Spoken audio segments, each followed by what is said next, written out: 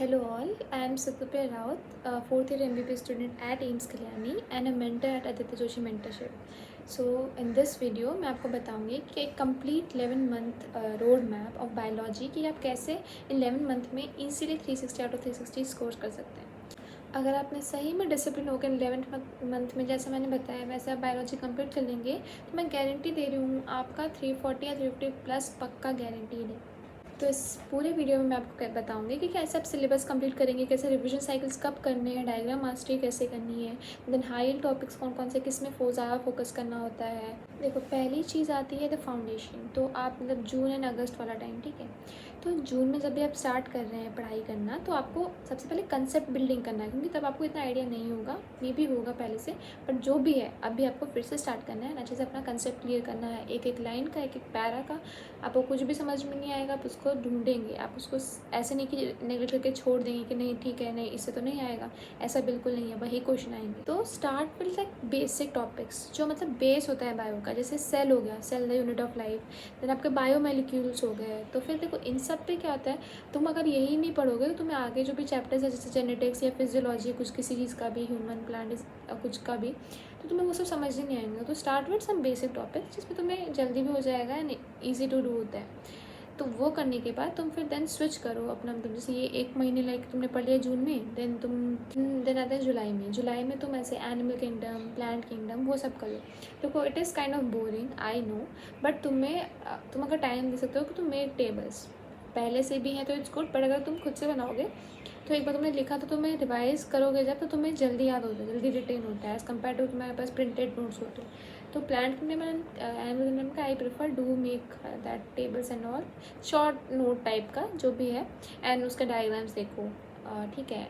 उससे भी बहुत सारे फैक्ट बेस्ड क्वेश्चन आते हैं तो वो तुम ऐसे स्किप तो बिल्कुल नहीं कर सकते हो। देन मान लो नेक्स्ट अगस्त में तुम प्लांट मतलब anatomy of plant, morphology of plant वो सब खत्म कर सकते हो। मतलब जो भी बेसिक टॉपिक है, मतलब प्लांट्स एंड एनिमल का जो भी बेसिक टॉपिक्स है आपको पहले वो खत्म करना है, मतलब कंसेप्ट अपना क्लियर रखना है आपको पहले। इन 3 महीनों में आपको पूरे एकदम डीप घुस के एकदम कंसेप्ट को रीच आउट करना है, उसको अच्छे से पढ़ना है, कुछ भी स्किप नहीं करना है। And I prefer do PYQ after that, मतलब ईच चैप्टर खत्म हुआ उसके बाद आई प्रेफर कि आप क्वेश्चन बैंक सॉल्व करो, मतलब कुछ भी क्वेश्चन सॉल्व करो। इससे क्या होता है, रिवीजन भी होता है, क्या कॉन्सेप्ट छूटे हैं आपको वो भी पता चलता है, ठीक है। एंड जो क्वेश्चन छूटे हैं आपको, जो क्वेश्चन समझ में नहीं आया तो आपको वो लिखना है। एंड जो PYQ क्वेश्चन है वो आपको उस बुक में आके नोट डाउन करना है कि ये मेरी गलती हुई है तो यहाँ पे मैंने ऐसे PYQ करके आप साइड में NCERT में कहीं लिख दिए, ताकि जब नेक्स्ट टाइम रिवाइज करेंगे तो आपको वो दिखेगा एंड आप वही चीज़ रिवाइज करके जाएंगे नेक्स्ट मॉक टेस्ट के लिए। देन आता है फेज़ 2, मतलब सितंबर से नवंबर वाला टाइम, ठीक है। तो इसमें क्या करो, तुम कोर सिस्टम उठाओ, तुमने बेसिक्स तो क्लियर कर लिया, अब तुम इससे रिलेटेड जो भी उनका कोर टॉपिक है, जो भी हायर टॉपिक्स आप वो करोगे, जैसे कि फिजियोलॉजी एंड जेनेटिक्स, ठीक है। नीट का ऑलमोस्ट 40% ऑफ द क्वेश्चन यहाँ से आता है। तो लाइक सितंबर में तुम्हें क्या करना है, ह्यूमन फिजियोलॉजी खत्म करनी है पूरी की पूरी, ठीक है। डाइजेशन से लेकर न्यूरल कोऑर्डिनेशन तक, मतलब पूरा, मतलब ह्यूमन बॉडी तुम्हें अच्छे से आ जाना चाहिए इस टाइप का, ठीक है। 1 महीना कंप्लीट दो बट अच्छे से अंडरस्टैंड करो, क्योंकि पता है अगर तुम वो चीज़ कर लोगे तुम सेम चीज़ यहीं आके मतलब on a higher level same चीज़ पढ़ोगे एंड तुम्हें अच्छा भी लगेगा, तुम ह्यूमन बॉडी पढ़ रहे हो।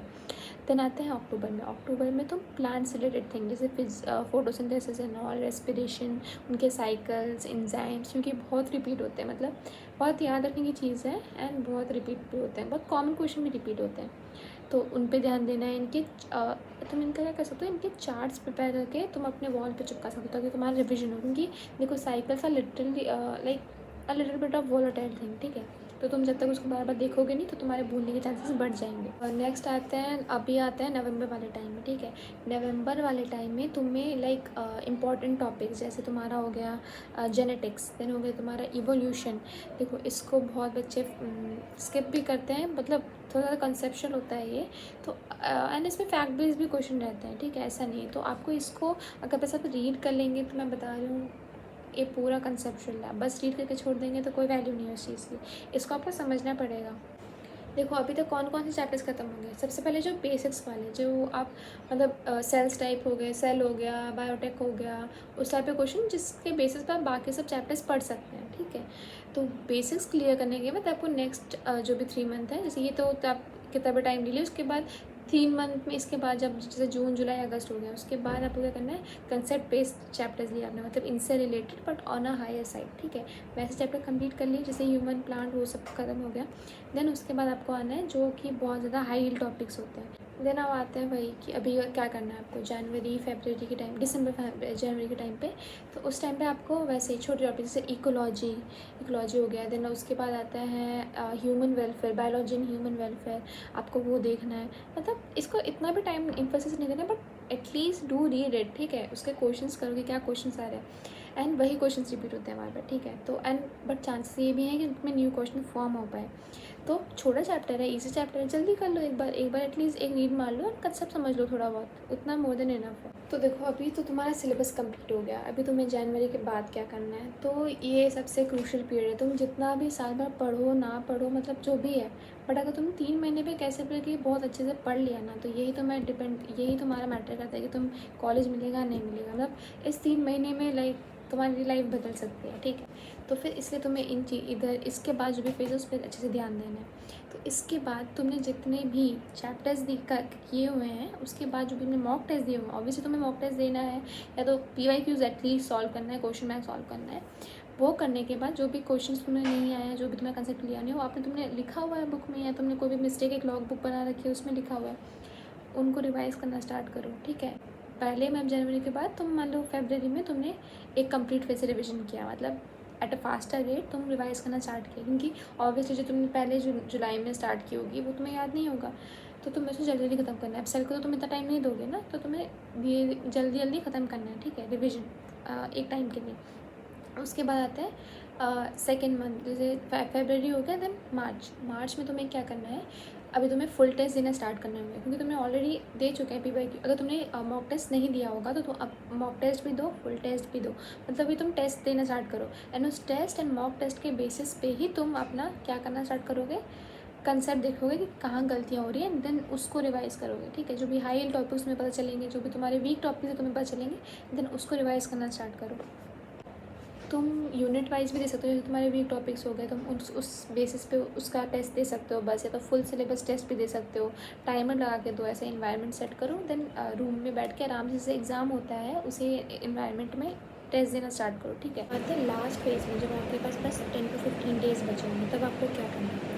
देखो तब आप ये तो नहीं कर सकते कि NCERT की बुक लेके बैठ के फिर से रिवाइज करेंगे, और ऑब्वियसली वो बहुत टाइम कंज्यूमिंग हो जाएगा। तो तब आपको कहाँ फोकस करना है, सबसे पहले जो आपने मिस्टेक लॉग बुक बनाई उसको देखो कि क्या क्या आपने PYQs मिस्टेक किए हैं, क्या फैक्ट बेस्ड क्वेश्चन आप बार बार भूल जा रहे हैं, कौन से कॉन्सेप्ट आपने छोड़ दिए थे, जो भी आपने मिस्टेक लॉग बुक में लिखे हैं उसे कंप्लीट कीजिए। अगर आपने मिस्टेक लॉग बुक सेपरेटली नहीं बनाई है, बुक में ही लिखे हैं सारे टॉपिक, तो आप बुक से ही रिवाइज़ कीजिए। मतलब आपने इतनी बार रिवाइज़ कर लेना होना चाहिए कि अब जब दूसरी बार रिवाइज़ करें ना, तो आपको लगे फास्ट, वैसे नहीं कि हम बहुत धीरे धीरे कर रहे हैं, ठीक है, बहुत रैपिड रिविजन होना चाहिए। तब आपको क्या क्या देखना है, तब आपको अपने जो PYQs जो अपने नोट किए हुए हैं बुक में वो देख लेना, and diagram, specially diagram with descriptions, जो हमारे साइकिल्स रहते हैं उनका ऑर्डर, वो सब भी पक्का चीज़ें देख लेना। जो भी हाई टॉपिक्स मैंने आपको बताया, जैसे अपने PYQ में सॉल्व किया होगा, तो आपको पता चला होगा कि ये हाई टॉपिक्स हैं, उनको खास करके आप पढ़ के जाएंगे, ठीक है।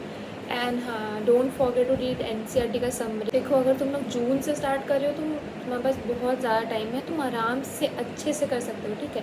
एंड मैंने जो बोला कि क्वेश्चन बैंक वगैरह या PYQ वगैरह, PYQ तो आपको करना ही है, क्योंकि आपके पास इतना टाइम है, तो PYQ तो मस्ट है। मतलब अगर कोई बच्चे के पास 2 महीना भी होगा ना, उसको PYQ करके जाना होता है। पर आप जून से अगर स्टार्ट कर रहे हैं तो मतलब आप PYQ के साथ और भी बुक्स ट्राई कीजिए। तो आदित्य जोशी मेंटरशिप ने NCERT line by line question bank form किए, ठीक है। इसमें एडवांटेज क्या है, आप अगर NCERT से पढ़ रहे हैं, बहुत बच्चे होते हैं कुछ कंसेप्ट मिस हो जाते हैं कि ये समझ में नहीं आया था, तो वैसे इसीलिए हमने एक NCERT क्वेश्चन बैंक बनाया है जिसमें लाइन बाय लाइन है। तो आप अगर कोई क्वेश्चन मिस भी करेंगे ना, तो वहाँ पे वो क्वेश्चन दिया होगा, तो फिर ये अच्छा साइकिल चल सकता है कि आपने एक बार पढ़ा, फिर आप वही क्वेश्चंस किए, फिर आपको पता चला कि अच्छा ये कॉन्सेप्ट रह गया है, एंड ये कम्प्लीटली NCERT बेस्ड है, मतलब सॉरी NTA बेस्ड है। तो NTA में जैसे क्वेश्चन आता है एग्जिस्टिंग रीजंस वगैरह, जो फैक्ट बेस्ड क्वेश्चन, वो पैटर्न जो NTA फॉलो करता है, वैसे ही पैटर्न में हमने NCERT से क्वेश्चन बनाए हुए हैं। एंड बायो में तो सबको पता है NCERT से आता है, और ऐसी जगह से आता है जो आपने कभी पढ़ा भी नहीं होगा, तो इसीलिए डू दैट, ठीक है। NCERT पढ़ा, क्वेश्चन बैंक किया, and it is very beneficial. Revise करने के लिए भी अच्छा है, ये एनालाइज़ करने के लिए भी अच्छा है। मतलब आप रिपीटेडली अगर इसको करेंगे ना तो आप बहुत एनसीईआरटी से बहुत थॉरो हो जाएंगे। एंड इसका एक एडवांटेज है कि थ्रू आउट द ईयर ये अवेलेबल रहेगा, आपको जब लेना है ये अवेलेबल रहेगा। एंड आपको फालतू में आउट ऑफ द बॉक्स पे क्वेश्चंस पे इतना फालतू टाइम वेस्ट की ज़रूरत नहीं है, क्योंकि ये कम्प्लीटली वैसा ही है एनसीईआरटी बेस्ड।